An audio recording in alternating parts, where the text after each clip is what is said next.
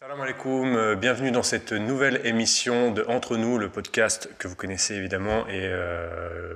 Non, en fait, c'est le premier podcast qu'on va faire avec moi ici dans le studio, mais vous en avez déjà fait plein, parce que je ne suis pas nécessaire au podcast, je le sais. Ah. Euh, Et surtout parce que t'es jamais là. je suis en train de répandre la bonne parole. D'accord. Avec moi, j'ai mes deux intervenants préférés. On fait un petit message, une petite dédicace à Brahim évidemment, mais j'ai Moula Bissab, Adnan Saïb, assalamu alaikum. Wa alaykoum assalam. Comment ça va? Alhamdulillah. Ouais. Toutes les louanges appartiennent à Allah. Oui. Ça va très Et on a aussi un autre Moula Bissab, Irfan Saïb, assalamu alaikum. Wa alaykoum salam. Comment ça va? Ça va, alhamdulillah. Bon, trop bien. Aujourd'hui, on va parler d'un sujet peut-être un peu tranchant, un peu épineux. Un mais- sujet qui va te mettre mal à l'aise. Oui, j'ai décidé d'être l'étendard. Le bouc émissaire. Ouais, le bouc émissaire. C'est l'amitié homme-femme. Donc nous, évidemment, on a ce point de vue musulman. J'ai l'impression un enseignement qui est quand même assez clair, que vous allez rappeler. Mais il y a beaucoup de choses, beaucoup de questions que moi j'ai, par exemple, en tant que converti, blanc.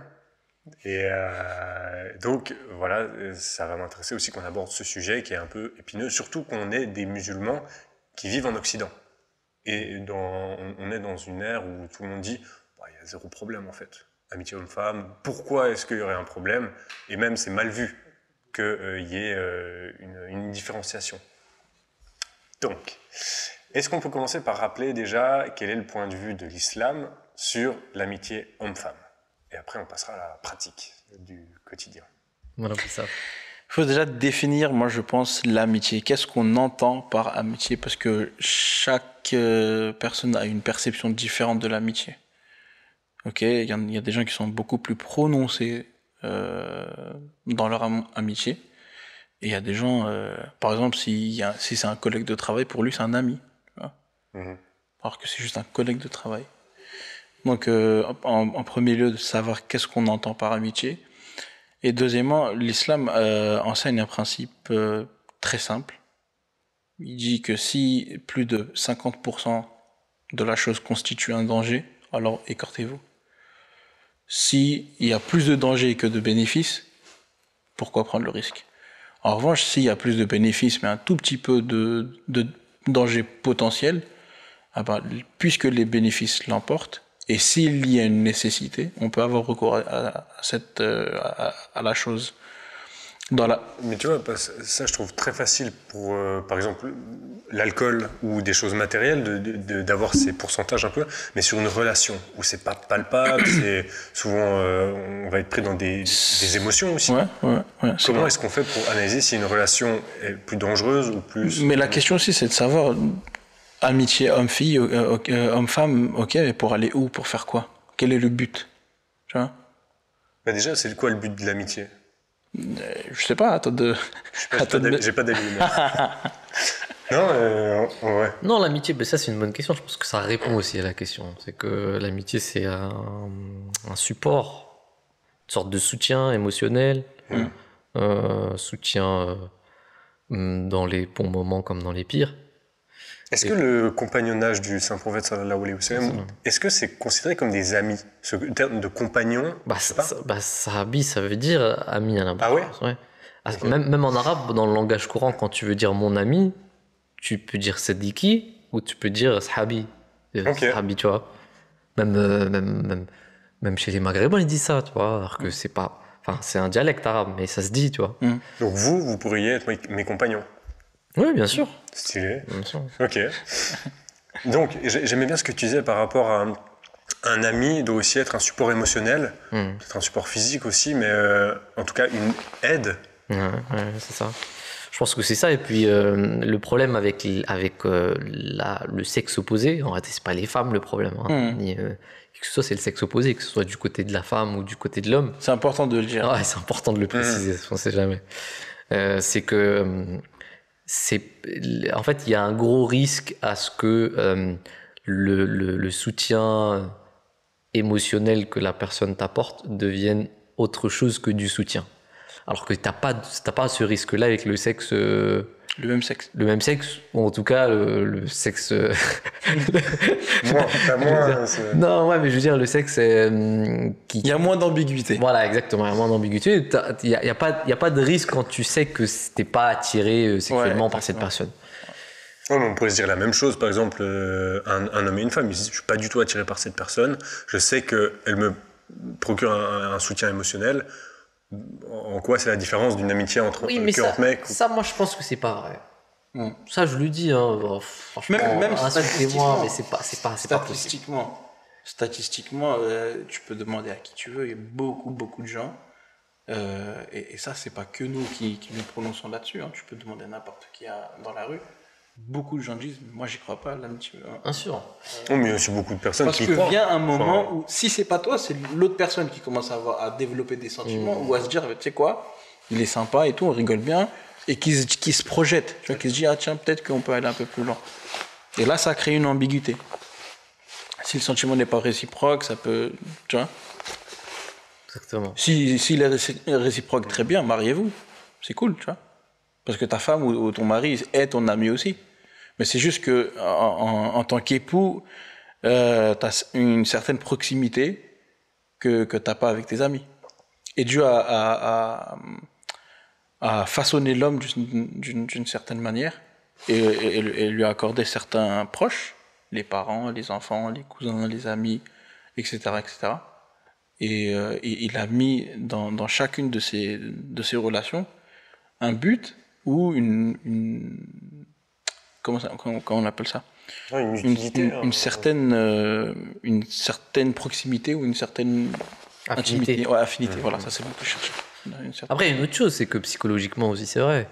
Je vais peut-être m'aventurer dans un sujet un peu chaud, mais enfin, c'est pas chaud du tout. Je veux dire, psychologiquement, il y a aussi la notion de refoulement. Donc si t'es des proches parents, si c'est des cousins, si c'est des frères et sœurs, tu seras pas attiré par les membres de ta famille. L'inceste et tout ça, pourquoi est-ce que ça se fait pas? Déjà, il y a une réalité morale, ça, on la connaît, mais il y a aussi le refoulement, c'est-à-dire que tu seras pas forcément attiré par ces personnes-là. C'est ce que Freud il appelait le refoulement. Sauf que quand tu es dans un sexe opposé, il n'y a pas de refoulement.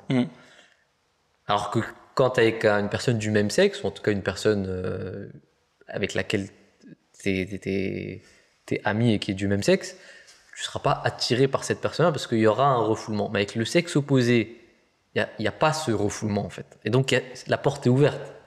Et je veux dire, même psychologiquement, les gens en parlent aujourd'hui. Tu vois. Bon, maintenant ça devient un peu plus compliqué, mais je veux dire, on le sait ça. Mais je veux dire, de toute façon, dans tous les cas, tout le monde sait très bien, faut pas se voiler la face. Faut pas se voiler la face. Mais moi, tu sais quoi, je vais aller même un peu plus loin en disant, tu sais quoi, ça existe. Ça existe. C'est pas à 100% sûr et certain que tu vas terminer par développer des sentiments pour cette personne-là, ou vice-versa, ou qu'elle va avoir des sentiments pour toi. Mais il y a un facteur de risque. Tu vois, et ce facteur de risque, il est très grand. Donc quand tu sais qu'il y a un risque, parce que il suffit de demander, de voir les différents sondages et tout, quand tu vois toutes ces informations, tu les collectes, tu vois qu'il y a une infime portion de personnes qui disent « Ouais, c'est vrai, moi j'ai des amis du sexe opposé », et que ça, il n'y a pas eu d'ambiguïté, il n'y a pas eu de problème, il n'y a pas eu de dérapage ou quoi que ce soit. Mais cette portion, elle est infime par rapport à la portion où les gens disent « C'est vrai, j'ai des amis, et par moment, c'est vrai que, tu vois, on s'est égaré ». Et puisque cette portion, elle est beaucoup plus grande, et que statistiquement, ça, tout le monde le dit, hein, ou beaucoup de gens le disent en tout cas, qu'il y a cet aspect-là. Pardon, mais j'ai l'impression qu'il y a aussi deux réalités. Peut-être que j'ai faux, hein, mais j'ai l'impression qu'aussi, comme vous venez de la Jamaat et d'un environnement musulman, il y a aussi cette protection de base. Moi qui viens d'un milieu où tout est mixé, enfin, ce truc de... Je comprends, je te rejoins à 100%. Non, ce que je dis, c'est... Au contraire, moi j'ai l'impression qu'il y a une grande majorité de personnes qui ont des amis, puisque tout le monde, il n'y a pas cette différence de sexe. Tout le monde est pote, que ce soit homme ou femme. Et donc j'ai l'impression qu'il y a beaucoup plus de... c'est beaucoup plus rare deux potes qui se mettent ensemble imaginons dans une classe, je sais que nous on était 30, tout le monde est mixé, comme tout le monde, il y a 15 mecs, 15 filles par exemple, et ben il y en a peut-être 2 ou 4 qui vont finir avoir quelque chose, tu vois. Donc pour moi, j'ai l'impression, de mon point de vue, et peut-être je me trompe, que c'est une minorité. Mais je pense, ça c'est une analyse personnelle, je pense que ce phénomène, il a à voir avec le fait de l'exposition. Plus tu es exposé à une chose, moins tu y es sensible. Exactement la même chose pour la nudité. Tu vois, moins tu es exposé à la nudité, plus tu es sensible à cette chose-là.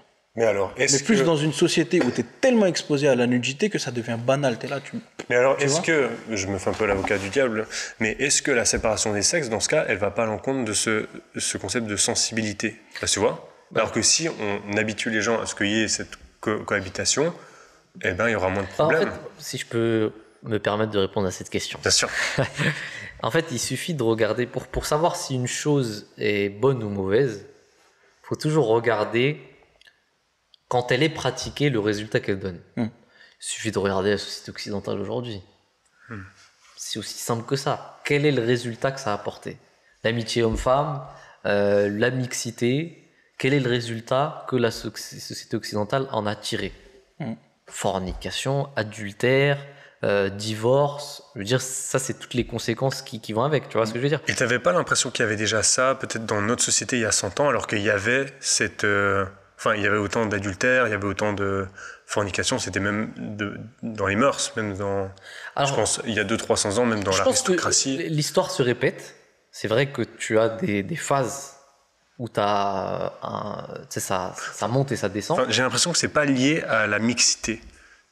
Moi, je pense que si, parce que si tu remontes à allez, peut-être 100 ans, l'amitié homme-femme n'était pas autant vulgarisée qu'aujourd'hui. Non, mais il y avait autant de maîtresses, j'ai l'impression. Alors, c'est vrai, mais c'était pas autant généralisé. C'était peut-être pour une classe sociale à part, donc aristocrates, ceux qui pouvaient se le permettre, mais la classe moyenne, je pense pas qu'elle était autant exposée à ce genre de mixité. Il y avait quand même une pudeur, tu le vois, hein, il suffit de regarder même les archives et tout. Même il y avait école de femmes, école de garçons. Et puis il y avait quand même les mariages étaient quand même bien structurés, les familles étaient bien structurées, il y avait beaucoup d'enfants, le taux de natalité était pas en chute libre comme il est aujourd'hui, les gens s'aimaient, nos grands-parents, maintenant quand ils regardent ce qui se passe aujourd'hui, ils se disent mais c'est devenu n'importe quoi, tout le monde le dit ça. Il suffit même pas de compter à 100 ans, il suffit de repartir peut-être dans les 30 dernières années. Et tu verras qu'il y avait quand même une préservation du couple, de la femme, je veux dire de la famille, du foyer. Et les gens se contentaient justement de ce qu'ils avaient. Ils n'allaient pas avoir à droite à gauche. Oui, il y avait des exceptions, c'est vrai. Mais là, tu vois, on parle d'adultère alors que j'ai pas l'impression que c'est lié avec le fait d'être amis. Mais là, je suis d'accord, il y a une possibilité, il y a un risque, c'est vrai, faut pas le négliger, mais il n'y a pas un lien forcément entre les deux, j'ai l'impression. Tu parles de la mixité, mais faut voir aussi comment cette mixité elle est pratiquée aussi, tu vois.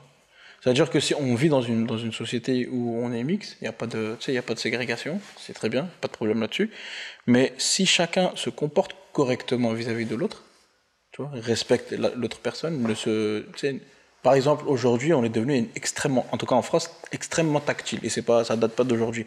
Tu vois, dans d'autres pays, par exemple, les Américains, ça les choque de voir des Français se faire la bise, tu vois. Ça n'existe pas, ce truc-là. Chez nous, c'est banal. Chez nous, tu n'y réfléchis pas à 2 fois. Parce que c'est devenu banal. Dans d'autres pays, c'est considéré comme grave. Dans encore d'autres pays, c'est encore moins, tu vois. Donc ça dépend de cette mixité, comment elle est pratiquée. C'est-à-dire que tu peux être en couple, avoir des amis du sexe opposé, mais jusqu'où tu vas aller? Tu vois, aujourd'hui, on a des outils, c'est des outils du diable. Tu sais, t'es là, t'es en couple, mais tu parles à des amis sur Snapchat, sur Instagram, à des 23h du soir, c'est pas correct. À 30 ans avant, il n'y avait pas ce truc-là. Quand t'allais chez des amis, t'allais en couple, tu sais, c'était ton foyer, tu vois. C'était ton foyer, et avec celui de l'ami, ça se respectait, il y avait quand même une sorte de barrière, une sorte de pudeur. Et ça, c'est vrai, tu peux le retrouver dans les archives quand tu regardes. Est-ce que vous avez l'impression que cette amitié de couple à couple, elle est plus saine que de l'individu à l'individu? Amitié de couple à couple, oui. Après, est-ce que c'est bien cadré? Il faut voir aussi comment c'est cadré. Moi, je pense que les deux sont pas encouragés. Ouais, bien sûr. Et ça, c'est évident. C'est toujours le principe du potentiel danger. Exactement. Quand tu vois qu'il y a des risques, ça vaut pas. Mais je trouve ça bizarre quand même que tu puisses pas voir le lien entre amitié et perversité, j'ai envie de te dire. Tu vois, c'est une conséquence aujourd'hui. Quand tu vois la sexualité d'aujourd'hui, comment les différents genres, les différentes tendances, les différents trucs, tout ça n'existait pas il y a 30 ans, 40 ans, 100 ans. Tu vois, bon, ils avaient leur perversité à l'époque, mais j'ai l'impression aujourd'hui, elle est complètement débridée. Et on est de moins en moins affecté par ce truc-là. Tellement c'est devenu banal. Tu vois. Ouais. Et c'est vraiment l'exemple de la nudité, il est criant parce que plus tu es exposé à certaines choses, moins t'es récepteur, tu vois. Ça devient normal, tu vois. Tu es moins stimulé par ces mêmes choses-là. Exactement. Tu vois, donc quand tu vois le concept du voile, dans les pays où le voile existe, où il est imposé, ce qu'on déconseille parce qu'il ne devrait pas être imposé par l'homme en tout cas, puisque c'est une injonction coranique. Bon, je ne vais pas rentrer dedans, c'est à Dieu, c'est entre Dieu et la personne qui s'aventure dans sa foi, qui fait le choix entre se voiler ou pas se voiler, c'est pas à l'homme de l'imposer. Mais dans les cultures où il y a l'existence de ce voile-là, les hommes et les femmes sont stimulés par l'un l'autre d'une façon qui est totalement... c'est le jour et la nuit par rapport en Europe ou en Occident. C'est pas pareil. Aujourd'hui, on a recours à beaucoup de médicaments, chose qui n'existe pas dans d'autres cultures, où il y a une certaine... où il n'y a pas cette proximité, justement, et d'autres dangers. Donc on parlait de la fertilité, on parlait de beaucoup d'autres choses. C'est lié, toutes ces choses sont liées. On se voit de la face, en fait, c'est aussi simple que ça. On invente des termes, tout ça, pour justement justifier que non, en fait, c'est possible. On va inventer des termes, alors qu'en fait, on sait tous, il n'y a pas une personne ici, même les gens qui sont en train de nous regarder et qui sont contre ce qu'on est en train de dire, savent pertinemment que l'amitié homme-femme, ça n'existe pas. Ça n'existe pas. Je veux dire, tu peux être ami avec une femme, très bien, mais jusqu'à quand? C'est ça l'histoire. C'est jusqu'à quand? Parce qu'au final, Dieu nous a créés d'une telle manière, c'est notre nature. Exactement. Tu vois, en fait, c'est quand on dit ça, on va contre la nature, quelque part. Et tu peux pas aller contre ta nature. Tu peux pas dresser un lion et lui dire non, mais lui, il a été chez nous, il a mangé des légumes toute sa vie, ou je sais pas. Tu lui ramènes une brebis, tu lui dis non, attention, tu la touches pas, c'est impossible, c'est sa nature. Exemple, il va manger la brebis. Ouais, c'est jouer avec le feu. C'est jouer avec le feu. Pourquoi? Qu'est-ce que t'en penses, toi? Non, je vois, et puis c'est logique. Mais tu sais, le truc, c'est que ça veut pas dire que... Et ça, c'est une chose importante de bien préciser. Ça veut pas dire que puisque l'amitié homme-femme n'existe pas, il faut une ségrégation totale et que, tu sais, on change de trottoir et on passe à un extrême... Non, on parle de la sphère privée. Ouais, la sphère privée et même la sphère publique. Ça ne veut pas dire qu'on n'a pas le droit de parler à une femme ou une femme n'a pas le droit de s'adresser à un homme. Si elle en a besoin ou s'il en a besoin, faites-le, mais faites-le correctement. Par exemple, t'es chirurgien, t'as une autre personne qui est dans le même bloc qui est en train de t'aider et tu dis ah non, je peux pas lui adresser la parole parce que c'est stupide. Ou même au bureau. Si tu vois, t'es en train de planter sur un logiciel, tu demandes à ta collègue, pas de problème. Dans le milieu professionnel, ces interactions sont acceptées. Sont acceptées. Ok. Et maintenant, donc là, on voit vous avez clairement dit ce que décrit l'islam et quelle est la société qu'il faudrait pour avoir des relations saines. Maintenant, si on prend, je vais parler de mon cas, si on prend quelqu'un qui est né dans une société qui n'est pas musulmane, en Europe, et donc... Il n'y a pas d'excuse, Alexandre. Bon, d'accord. Non, et justement, moi, par exemple, avant ma conversion, pendant 24 ans, j'ai développé un réseau d'amis, en fait, qui n'étaient pas dans ce prisme-là, qui est homme-femme. Et ça s'est très bien passé. Ouais. Enfin, et tu vois, je dis pas, il y a certaines personnes avec qui j'étais ami et ce que vous dites est arrivé, mais il y en a d'autres où ce n'est même pas envisageable, tu vois. Et parce que c'est des amis, il y a ce truc de... Oui, mais c'est pas envisageable pour qui? Pour toi, peut-être, tu vois, mais tu sais pas pour l'autre personne. Tu vois, tu peux pas être dans sa tête. Ma question, c'était plutôt genre, ok, ça c'est fait. Parce que dans tous les cas, je suis un converti, le passé peut pas être changé. Maintenant, ça fait 4 ans que je suis musulman, mais j'ai quand même ce bagage, tu vois. Et aussi ce que j'avais vu avec Ozo, le but n'était pas de couper toutes les relations. Bien sûr, tu vois, comment faire quand on a un bagage, quand on a quand même ces amitiés qui sont déjà là, comment faire pour évoluer de manière saine parce que aussi une peur que j'ai moi c'est de paraître radical et qu'on se dise c'est l'islam qui l'a rendu comme ça. Mais ça aussi c'est une question de nature. Regarde, tu as eu ta nature pendant 24 ans, 20 ans, plus de 20 ans, c'est devenu ta nature. Pour toi par défaut c'était comme ça. Tu as connu cette chose-là. La mixité et tout, pour toi c'était normal. Tu peux pas passer de cette chose-là à un extrême complètement à l'opposé. Ça va aller contre ta nature à toi, ou contre ta psychologie. Et ça va te faire du mal. Tu vois ? En revanche, ce que tu peux faire, c'est t'adapter petit à petit. Te dire, bon, ben voilà, faut que je fasse attention parce que telle chose. Parce que la religion, c'est pas juste des dogmes. C'est une spiritualité d'un côté, et de l'autre côté, il y a une sagesse. Tu vois ? Et les prophètes viennent justement enseigner cette sagesse-là. Et quand on fait quelque chose, on ne la fait pas parce qu'on doit la faire. Tu vois ? C'est qu'il y a une raison derrière. Cette raison, il faut la comprendre. Quand on la comprend, elle est beaucoup plus facile à pratiquer après. Parce que tu sais pourquoi tu es en train de faire ce truc-là. Là, moi, je ne te dirais pas en tout cas de couper complètement contact avec tous tes amis, etc. Mais de savoir qu'il réside un danger, et de faire attention avec cette chose-là. Et tes interactions doivent être des interactions saines. Tu vois, tes amis doivent comprendre que lui, c'est un musulman, il mange pas de ce pain-là. De ce bacon-là. De ce bacon-là. Voilà, tu vois. Ça déjà, c'est une étape, c'est bien.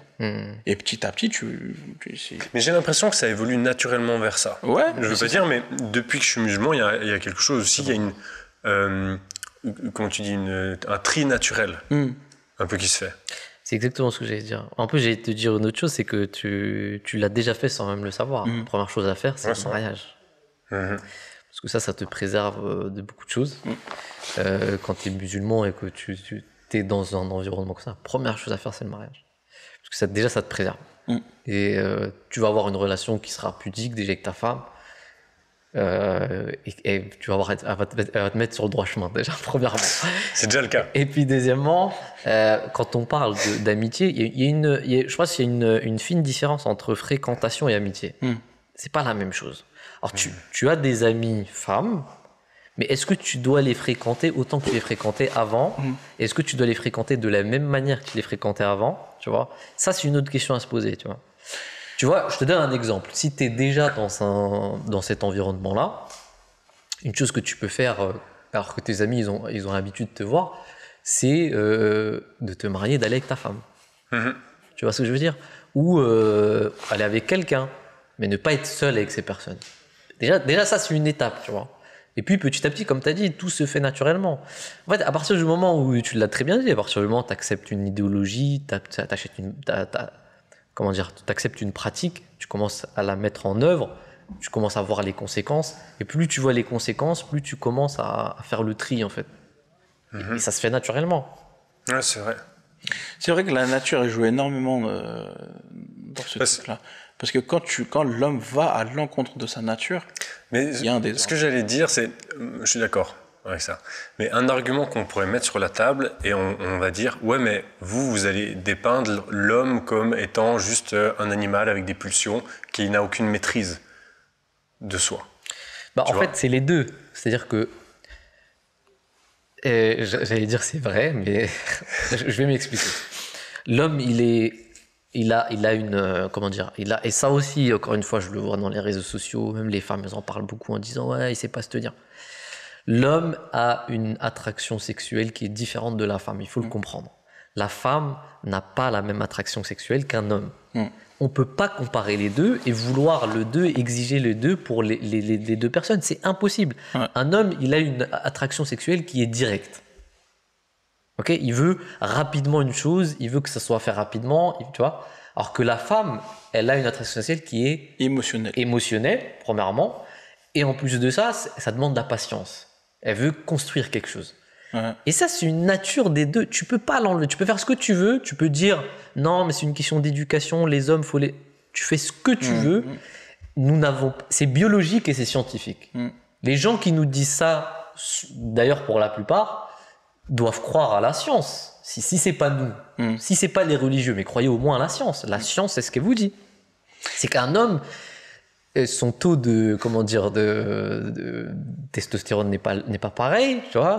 Ça n'a rien à voir. Les hormones sont différentes. Voilà, exactement. Donc le rôle de la testostérone et le rôle de l'œstrogène est complètement exactement, est totalement différent. Donc il y a une raison à ça. Maintenant, ce qu'on veut dire par là, pour répondre à ta question pour moi, c'est que déjà, oui, c'est vrai, l'homme, il a une attirance physique très forte. Et il est impulsif. Exactement. Et la femme, de l'autre côté, elle aussi, elle a une attirance émotionnelle. C'est-à-dire qu'elle ne pourra pas autant se détacher que l'homme. Tu comprends ce que je veux dire dans l'amitié? Imagine qu'elle tombe amoureuse de son ami et que l'ami, il n'est pas amoureux. Mais on pourrait lui reprocher, ah, mais pourquoi les femmes, alors, elles sont autant, attachées émotionnellement? De l'autre côté, on le fait pour les hommes, ouais, mais vous ne savez pas vous tenir, etc. Mais pour les femmes aussi, on pourrait faire la même chose. Donc en fait, c'est une réalité pour les deux sujets. Non, moi, quand je disais, on définit l'homme, c'est plutôt les humains, en fait. Ah oui. Comme étant faibles, comme étant... Alors que, quand même, on dit que l'islam cherche à maîtriser cette nature et ses pulsions. Tu vois, donc on disait, si on était tous de bons musulmans, il n'y aurait pas de problème, en fait. Parce que tout le monde se maîtrise. C'est pour ça qu'on enjoint à se marier le plus promptement, si les circonstances nous autorisent, et que concernant le voile, l'injonction du voile est la même pour l'homme et la femme, à l'exception d'une couche supplémentaire pour la femme en guise de protection. Tu vois, donc l'homme doit baisser son regard et ne pas voir les femmes. Pareil pour la femme, mais la femme doit aussi se couvrir. Exactement, il y a une raison à ça, c'est parce que la femme, elle est beaucoup plus vulnérable que l'homme. Une femme, si sa réputation est tachée, c'est mort. Tu peux rien y faire, c'est terminé. L'homme, il peut. C'est fait, c'est comme ça. Mais l'homme, c'est pour ça que la femme, elle est... Et d'ailleurs, tout ce qu'on dit ici, c'est plus pour le bien des femmes que des hommes. C'est plus pour préserver la femme dans sa réputation, dans son honneur, dans sa dignité, que l'homme. Parce que l'homme, il peut faire autre chose, il peut passer à autre chose, mais la femme, une fois que sa réputation est tachée, c'est mort, c'est fini, tout le monde le sait. C'est vrai que socialement aussi, il y a une autre vision de la femme. Et ça, c'est universel. Hein, la société est plus dure envers la femme sur ce point de vue. Malheureusement, ouais. Donc on a plus de protection pour elle. Maintenant, un dernier point que je voudrais aborder, je suis d'accord avec vous. Mais je me dis toujours, qu'est-ce qu'on pourrait dire en fait, contre cette pensée. On pourrait dire que l'amitié homme-femme est utile aussi. Je veux dire, parce que si on est, imaginons que des hommes qui restent entre hommes, on va avoir du mal à comprendre aussi les femmes et à avoir peut-être aussi, nous, à développer nos sentiments, à parler de ce qu'on ressent, à avoir on peut vite tomber dans un extrême et dans un masculinisme presque, si on reste entre hommes. Et alors que je me dis peut-être qu'une amitié homme-femme peut développer ces parties qu'une amitié homme-homme ne permettrait pas. Je sais pas. En fait, j'ai déjà la réponse, hein. Si vous l'avez pas, je peux le dire. Non, je pense que l'homme doit le développer avec sa femme, justement. Et pas avec autrui et pas avant. Je pense. Après, c'est compliqué, hein, mais il y a différentes facettes aussi. Dans un foyer, t'as une mère, t'as une sœur, t'as une cousine, tu vois. À l'école, t'as des camarades, etc. Donc, de toute façon, t'apprends, puisque là, encore une fois, on n'est pas en train de dire qu'il faut avoir une ségrégation qui est complète. Tu vois. C'est pas... je vais pas citer le nom du pays, parce que ça va rentrer dans des trucs politiques qui disent, ouais, les hommes... La France. Non, du tout. Non, très loin d'ici. Donc, les hommes d'un côté, les femmes d'un côté, elles n'ont pas le droit de parler, elles n'ont pas le droit de ceci, de... Ça, c'est du n'importe quoi. Moi, je parle de l'interaction. L'interaction, il faut qu'elle soit saine. Il faut qu'elle soit correcte. Quand on voit l'exemple du Saint-Prophète, sallallahu alayhi wa sallam, après le décès de sa chère épouse, Hazrat Khadija, quand elle voyait sa sœur, quand elle passait, en fait, elles avaient la même voix. Et le Saint-Prophète, sallallahu alayhi wa sallam, était extrêmement ému parce qu'il entendait la voix de sa femme, en fait. Ah. Et ça le mettait dans un état. Et les amis de sa femme, défunte, à des occasions, il lui donnait des cadeaux. Donc il y avait une certaine forme d'interaction, mais c'était une forme d'interaction simple et respectueuse, avec certaines limites. Il n'y a pas même une suite de cette sunna là où certains cadeaux, enfin il y avait toujours une petite part pour cette sœur aussi, et je crois que Aïcha avait été jalouse une fois et que le Saint-Prophète sallallahu alayhi wa sallam avait dit c'est une personne qui est chère à mes yeux, enfin Khadija. Peut-être que je me trompe. Moi, j'ai en tête un autre hadith qui dit que justement Aïcha a parlé de sa co-épouse Khadija, défunte, et elle l'a dit, mais pourquoi est-ce que vous parlez à chaque fois de cette vieille femme enfin voilà, elle est décédée et tout, vous avez d'autres femmes aujourd'hui, pourquoi reparler d'elle? Et même à ce moment-là, le Saint-Prophète sallam était extrêmement ému. Il a dit, mais Aïcha, tu sais pas. Elle était là quand il y avait personne d'autre. Et elle m'a épaulé, elle m'a donné ce que personne d'autre de mes femmes aujourd'hui m'ont donné. Parce qu'elle était là au tout début de la révélation. C'était la première personne quand il est rentré chez lui, il est parti voir. Et il lui a dit, Zamilouni, donne-moi quelque chose, apporte-moi quelque chose pour que je me couvre. C'est la première femme. Donc c'était vraiment son refuge émotionnel quelque part. C'est la première musulmane, non? Aussi. Enfin, je trouve fou ça. Ouais. C'est incroyable. Mais oui, c'est ce hadith. Ce que j'ai dit, c'était faux, c'est ce que tu disais. Moi, il y a une petite chose que je voudrais rajouter par rapport à ce qu'on est en train de dire. Je l'avais dit aussi dans un autre podcast, je pense que c'est très important à rappeler, c'est en ce qui concerne les enseignements de l'islam. L'islam, elle est là, pas pour priver les gens d'une chose, c'est au contraire pour que vous ayez plus de plaisir. Dans un podcast, on avait parlé du jeûne, et j'ai bien aimé le fait qu'on dise que la restriction, elle est là pour nous rappeler que si vous le faites d'une bonne manière, limitée, vous aurez plus de plaisir que si vous vous laissez aller. Et aujourd'hui, on parle d'une chose qui est importante. Des fois, je regarde des émissions, en ce moment, c'est hyper tendancieux, ce qu'on appelle la dopamine. Et ce qu'on appelle, en anglais, ils disent « choose your dopamine ». Choisissez votre dopamine. Pourquoi ils disent ça? Ils disent parce que la dopamine, elle est limitée. Plus tu tu l'appelles, moins t'en auras. Et en fait, il faut limiter beaucoup de choses, d'interactions, d'addiction, pour arriver à contrôler ton taux de dopamine à un moment de ta journée ou à un moment, tu vois. Mais ça aussi, je veux dire, c'est totalement scientifique. Ça, c'est une réalité. Et je veux dire, la privation qu'il y a dans l'islam, en réalité, c'est un bien pour nous. C'est pas une mauvaise chose. Les gens le voient comme une mauvaise chose parce qu'en fait, c'est leur ego qui appelle à ça. Qui dit non, il faut faire ça c'est n'importe quoi. Ils disent, faut pas faire ci, faut pas boire, faut pas... Tout le monde sait le fléau qu'est l'alcool, par exemple. Et pourtant, on fait comme si personne ne voyait rien.